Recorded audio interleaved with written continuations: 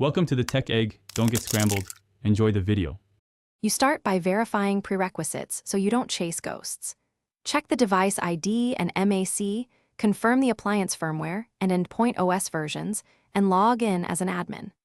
Once done, verify time synchronization and DNS resolution because mismatched clocks or name errors commonly block registration. Next, ping the management IP and open an SSH session to view logs. These first actions reveal whether the problem is reachability, authentication, or config mismatch, and they set up the next fixes. Now you perform the core corrective actions. If certificates are invalid, regenerate a device CSR or re-import the CA chain and restart the VPN service so the endpoint can trust the controller.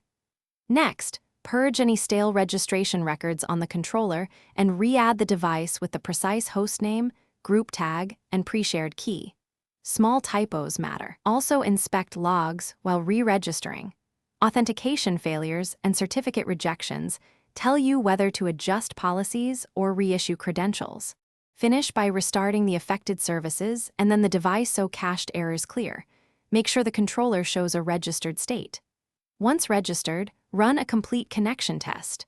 Authenticate, confirm policy assignment, bring the tunnel up, and send test traffic to validate routing.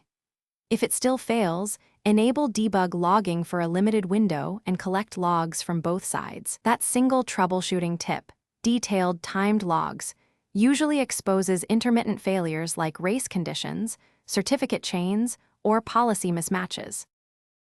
Thanks for watching. Consider subscribing if I helped unscramble your problems.